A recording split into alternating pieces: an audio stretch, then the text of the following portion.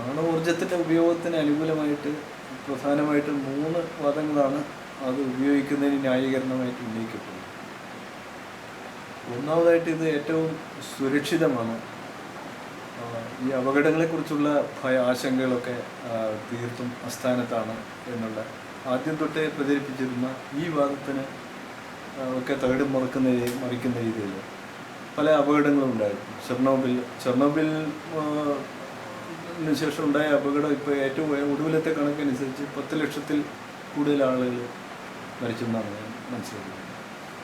അപ്പോൾ ഈയിടെ ഇപ്പോൾ ജപ്പാനിലെ ഫുകുഷിമയിലുണ്ടായിരുന്ന അപകടത്തിൻ്റെ ഫലമായിട്ടും പ്രത്യക്ഷത്തിൽ തന്നെ കുറേ ആളുകളെ കുറേ ജീവഹാനി ഉണ്ടായി. ഇനി എത്രയോ തലമുറകളായിട്ട് വീണ്ടും ഇനി ഒരുപാട് വിപത്തുകൾ അവിടെ സംഭവിക്കാൻ മിക്കവാറും ഉറപ്പായിട്ട് സംഭവിക്കുന്നതെന്ന് ചെയ്യും. അപ്പോൾ ഇത്രയൊക്കെ അപകടങ്ങളുടെ ട്രാക്ക് റെക്കോർഡ് ഉണ്ടായിട്ടും ഇത് സുരക്ഷിതമാണ്.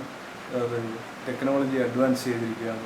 ഇതിനെയൊക്കെ നേരിടാനുള്ള ഫുകുഷിമയിൽ റഷ്യയിലെ VVER റിയാക്ടറിനും റഷ്യൻ നിർമ്മിതമായ റിയാക്ടറിന് ഇതിനെല്ലാം തടയാനുള്ള സംവിധാനങ്ങളുണ്ട്. ഇതിനെ പ്രകൃതി ദുരന്തങ്ങളൊക്കെ മുൻകൂട്ടി അതിനെയൊക്കെ തടയുന്ന രീതിയിലുള്ള സജ്ജീകരണങ്ങളോട് കൂടിയാണ് ഇന്ത്യയിലേത് കുടംകുളത്തുള്ള നിലയം ഡിസൈൻ ചെയ്യപ്പെട്ടിരിക്കുന്നത്.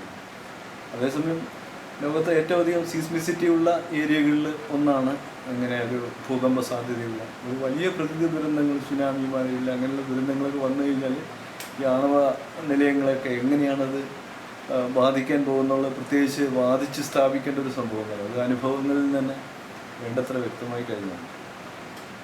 പിന്നെ ഇത് ഏറ്റവും ചീപ്പാണ്, ഏറ്റവും ചെലവ് കുറഞ്ഞ ഒരു സാങ്കേതിക ഊർജം ഉൽപ്പാദിപ്പിക്കാനുള്ള ഏറ്റവും ചെലവ് കുറഞ്ഞ ഒരു രീതിയാണ് ആണവോർജത്തിൻ്റെ. ഇതും തീർത്തും വ്യാജമായ ഒരു പ്രചരണമാണ്. കാരണം ഇന്ത്യയുടെ ന്യൂക്ലിയർ അറ്റോമിക് എനർജി ആക്ടിനെതിരായിട്ട് 1970 മുതൽ തന്നെ വളരെയധികം വിമർശനങ്ങളുണ്ടായിട്ടുണ്ട്. കാരണം ഇന്ത്യൻ പാർലമെൻറ്റിന് മുമ്പ് പോലും ഇതിൻ്റെ കണക്കുകളൊന്നും ചോദിക്കാനോ പറയാനോ അന്വേഷിക്കാനോ ഒന്നും യാതൊരു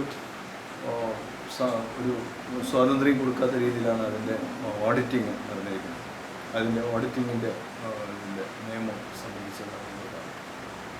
അപ്പോൾ അത് എത്ര കണ്ട് എക്സ്പെൻസീവാണ്. ജനങ്ങളുടെ വിഭവങ്ങൾ ഏതെല്ലാം ജനങ്ങൾക്ക് മറ്റു രീതിയിൽ പ്രയോജനപ്പെടേണ്ട ഏതെല്ലാം വിഭവങ്ങൾ ഇതിലേക്ക് തിരിച്ചുവിടപ്പെടുന്നു എന്നുള്ളത് ഒരിക്കലും പുറത്തു വരാത്ത രീതിയിൽ അത്രയധികം ഭദ്രമാക്കപ്പെടുന്ന ഒരു രഹസ്യം മാത്രമാണ്. അതിൻ്റെ ഓഡിറ്റിങ് ഒരിക്കലും ട്രാൻസ്പെറൻ്റ് ആണ്.